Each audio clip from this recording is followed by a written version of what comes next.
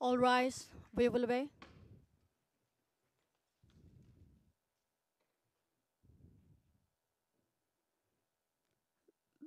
The International Criminal Court is now in session. L'audience de la Cour pénale internationale est ouverte. Good morning to everyone. Please be seated. Veuillez vous asseoir.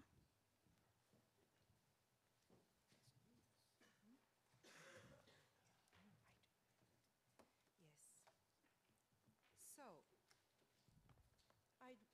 I would like to welcome everyone who is here in the courtroom and in the public gallery. And before we resort to our business today, I will invite those who have been authorized pursuant to a decision issued on the 5th of February to take photographs or videos to enter the courtroom. Court officer, would you usher the photographers into the courtroom, please?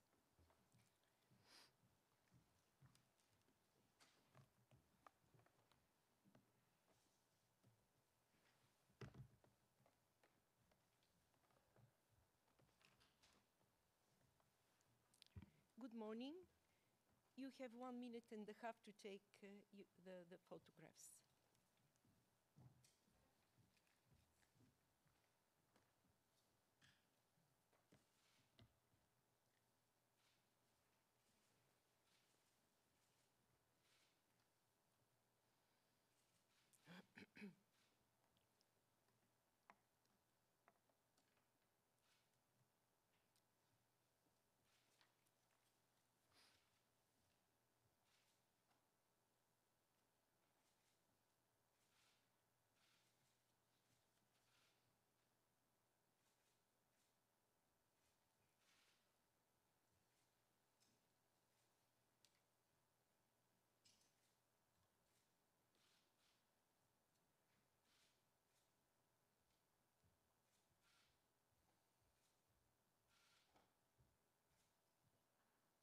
Your time is over. You can leave now the courtroom. Thank you so much.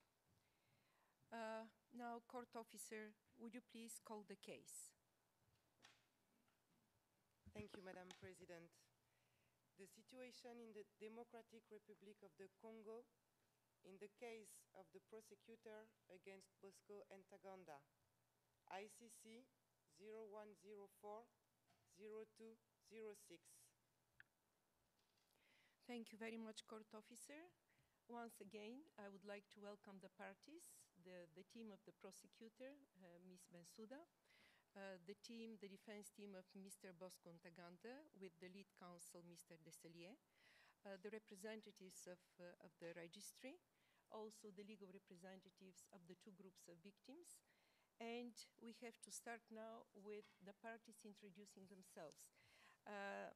Madam Prosecutor, Ms. Bensouda, would you please present the members of your team? Thank you, Madam President.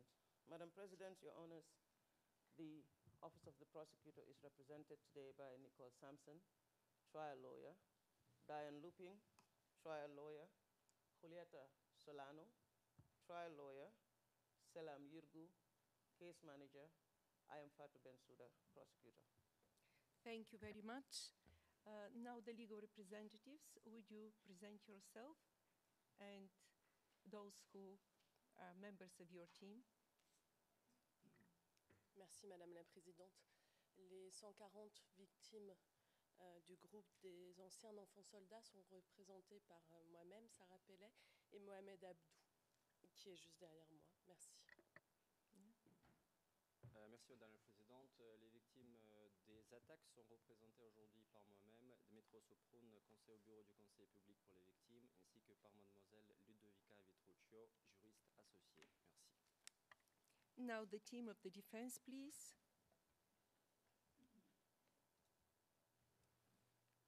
Bonjour Madame la Présidente, Messieurs les juges. L'équipe de défense est composée de Maître Caroline Buteau, assistante, Maître Andrea Valdivia, assistante, Maître Yael Vias-Gwirsman, qui a rejoint l'équipe à titre de conseillère la semaine dernière, Madame Margot Portier, qui est case manager au dossier, et Monsieur Maxime Charentouzignan, qui est stagiaire au dossier, et bien sûr Monsieur Ntaganda est présent, et moi-même Conseil Marc Desalliers. Thank you, Mr. Desalliers. We shouldn't forget the representatives of the registry. Who is representing here the Office of the Registrar? Good morning, Madam President, Your Honors. Today for the registry we have Peter van Averbeeke, Legal Coordinator, Magnus Brunne, Legal Intern, and myself, Bibiana Becerra Suarez, from the Division of Court Services, and we appear on behalf of the Registrar, Mr. Herman von Helm. Thank you very much. Now I would like to present the members of the chamber and the legal support staff, starting with Judge Hans-Peter Kaul on my right and with Judge Cuno Tarfusser on my left. In front of us are sitting the Senior Legal Advisor of the Pretrial Division, Mr. Gilbert Biti, the legal officers, Mr. Mohamed Al-Zaidi, Ms. Eleni Haitidou, the Associate Legal Officer, Mr. Nicolas Pons, also Dražen Đukić, who is a Research Assistant to the Pretrial Division, and the interns to the Pretrial Division who have been working together with us, Isabelle Brumiol, Teodora Jugrin, Vladimir Atanasov, and Marwa Elbeski. Finally, I have to present myself, the Presiding Judge of this chamber, Ekaterina Trendafilova. Now, finally, I turn to Mr. Ntaganda. I welcome you to this hearing. Mr. Ntaganda, would you please stand up and identify yourself to the court by stating your name, date and place of birth, and your occupation? Would you please stand up, Mr. Ntaganda?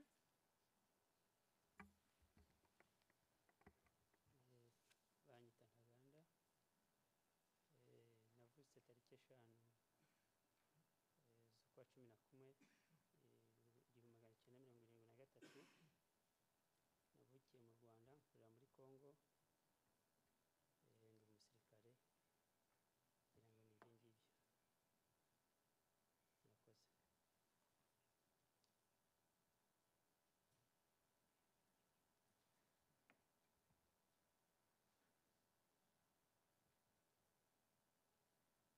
Your date and place of birth, because I cannot manage here with the translation. Obviously, there is a problem. Would you once again repeat, please? Navutse tariki 5 z'ukwa 11 1973.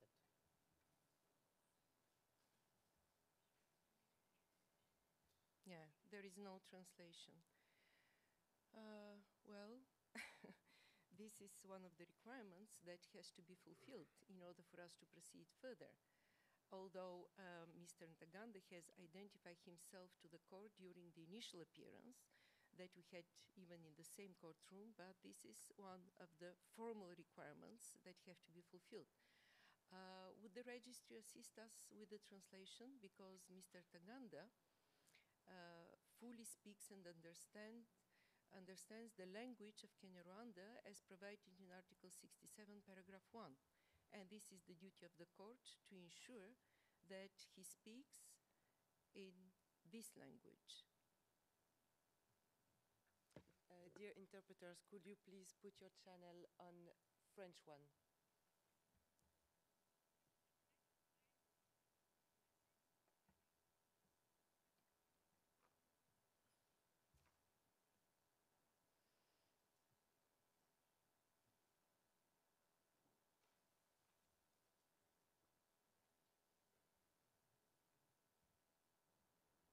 Nothing?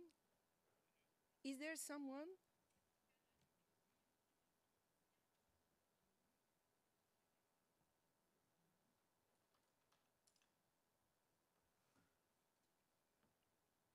No, tell me, I'll speak. In French, as the translation was correct, he indicated his name. And place and date of birth and occupation. So, once again, then we shall listen in French.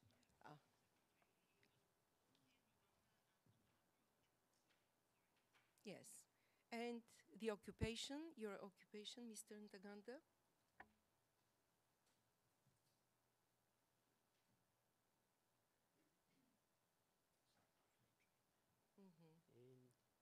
nkora umurimo wa gisirikare kuko ubu ntabwo nkiwukora.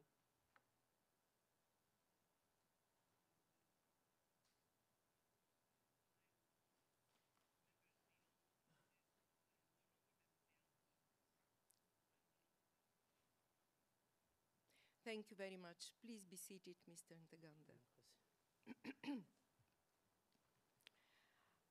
Before we proceed with the presentations of the parties and the opening statements, of course, first, the chamber sitting on this case finds it necessary to very briefly make some clarifications, starting with the nature of this hearing and the role that the pretrial chamber has to play. As has been highlighted in a number of decisions issued by this chamber, the confirmation of charges hearing is neither a trial before trial or a mini trial.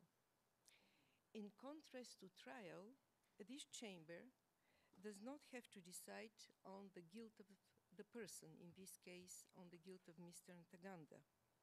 Rather, our duty is to distinguish cases that should go to trial from those who shouldn't, by determining whether there is sufficient evidence to establish substantial grounds to believe that Mr. Ntaganda committed the crimes charged as provided in Article 61, paragraph 7 of the Rome Statute. This is the specific threshold that has to be satisfied during the pretrial stage of the proceedings for the chamber to take a decision either to confirm or to decline to confirm the charges.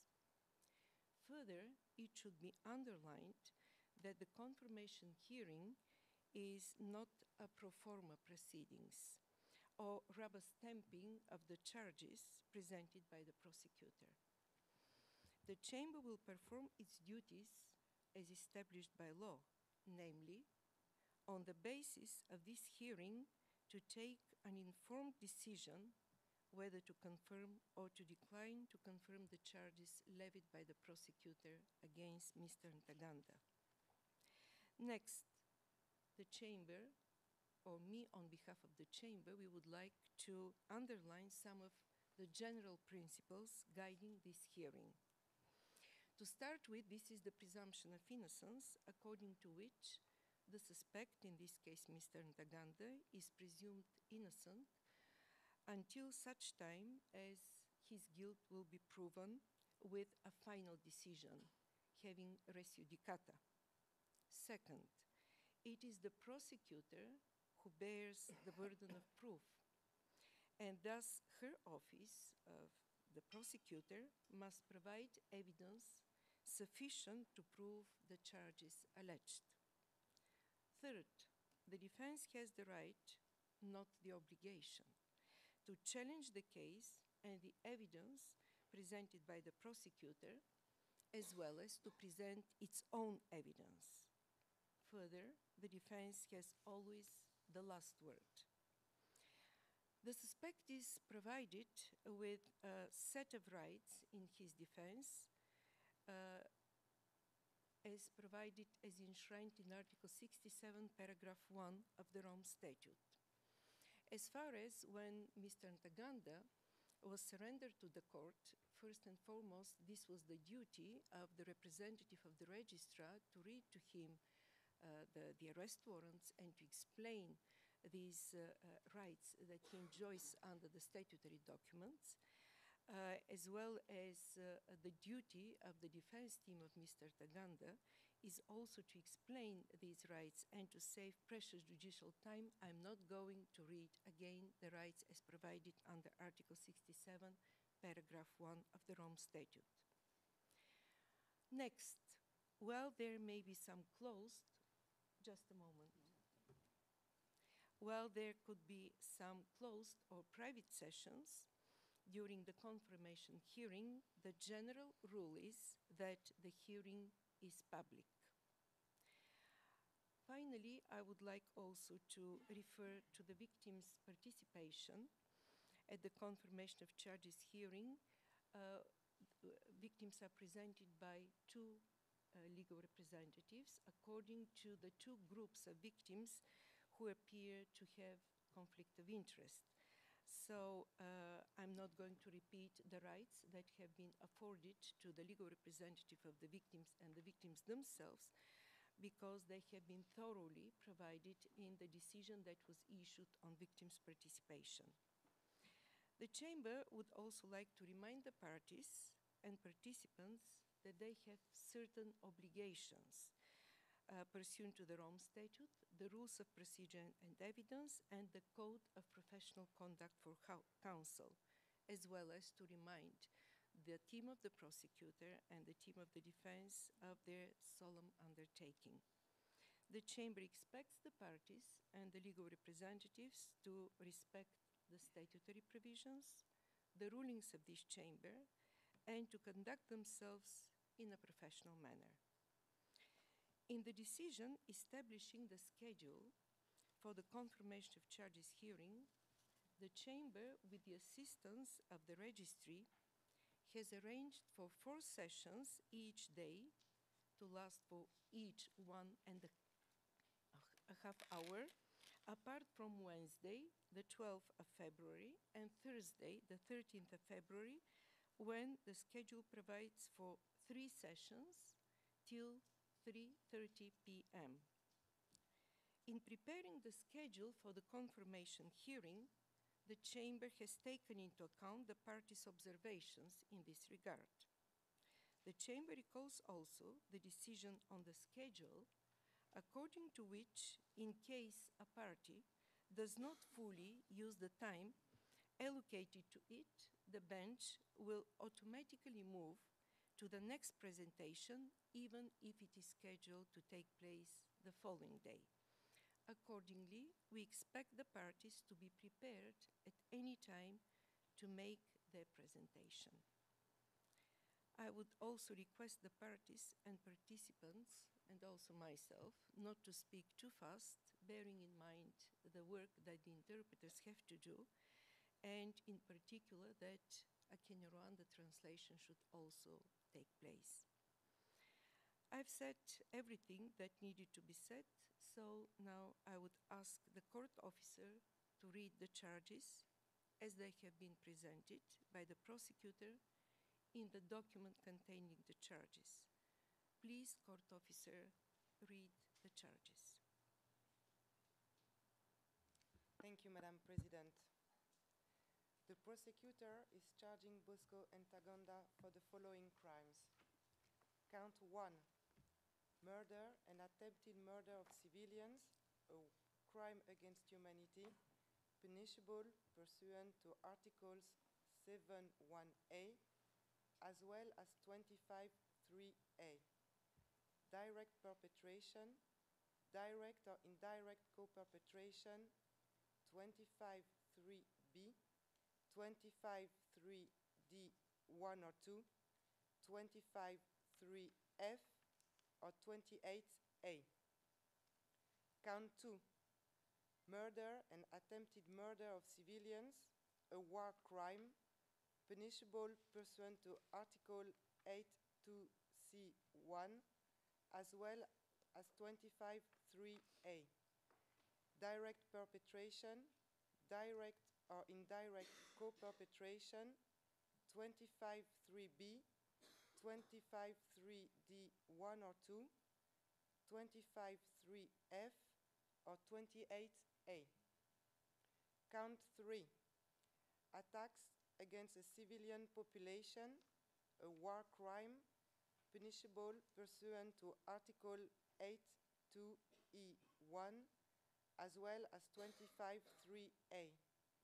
Direct perpetration, direct or indirect co-perpetration, 25.3b, 25.3d1 or 2, or 28a. Count 4, rape of civilians, a crime against humanity, punishable pursuant to Articles 7.1g, as well as 25.3a.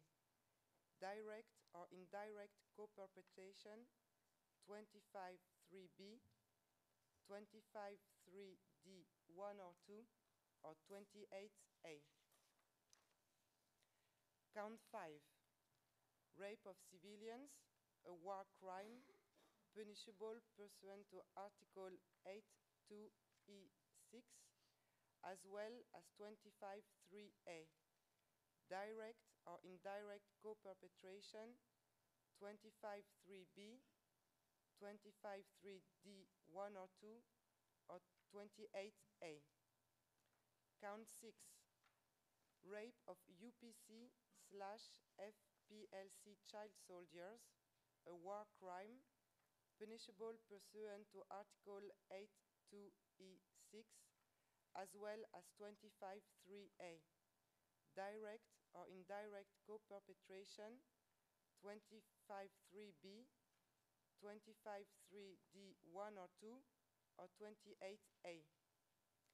Count 7, sexual slavery of civilians, a crime against humanity, punishable pursuant to Articles 7.1g, as well as 25.3a, direct or indirect co-perpetration, 25.3b, 25.3d1 or 2, or 28a. Count 8, sexual slavery of civilians, a war crime, punishable pursuant to Article 8.2e6, as well as 25.3a, direct or indirect co-perpetration, 25.3b, 25.3d1 or 2, or 28a. Count 9, sexual slavery of UPC/FPLC child soldiers, a war crime, punishable pursuant to Article 8.2e6, as well as 25.3a, direct or indirect co-perpetration, 25.3b, 25.3d1 or 2, or 28a.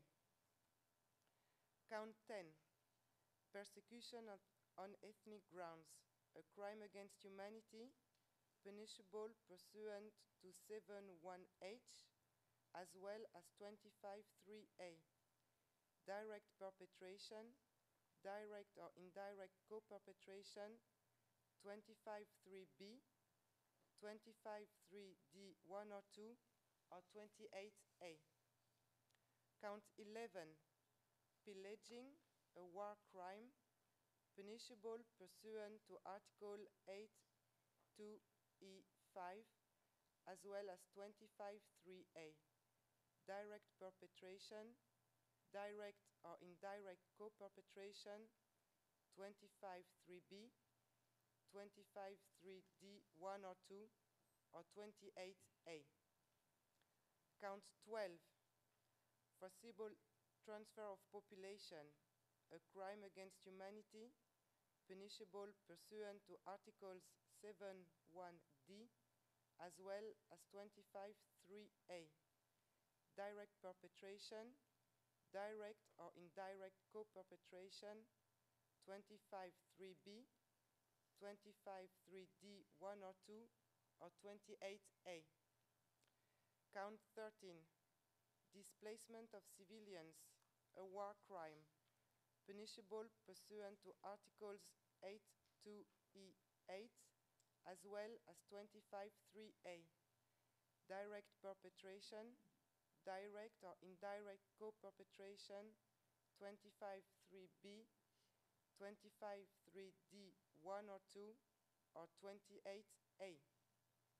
Conscription of children under the age of 15, a war crime, punishable pursuant to Article 8.2e7, as well as 25.3a, direct perpetration, direct or indirect co-perpetration, 25.3b, 25.3d1 or 2, or 28a.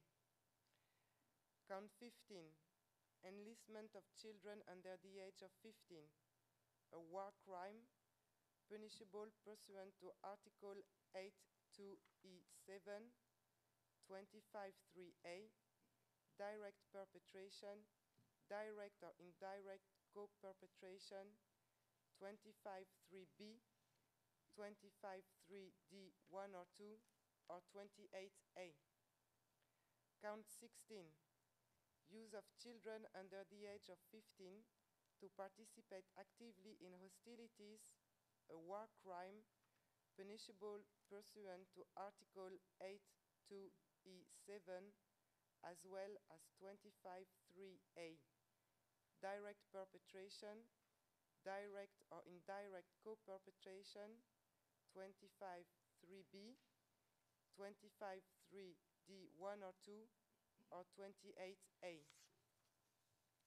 Count 17, attacks against protected objects, a war crime, punishable pursuant to Article 8.2e4, as well as 25.3a.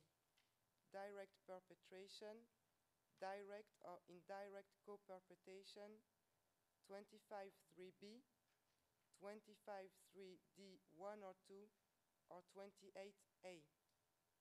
Count 18, destruction of property, a war crime, punishable pursuant to Article 8.2e12, as well as 25.3a. Direct perpetration, direct or indirect co-perpetration, 25.3b, 25.3d 1 or 2, or 28a. Thank you very much,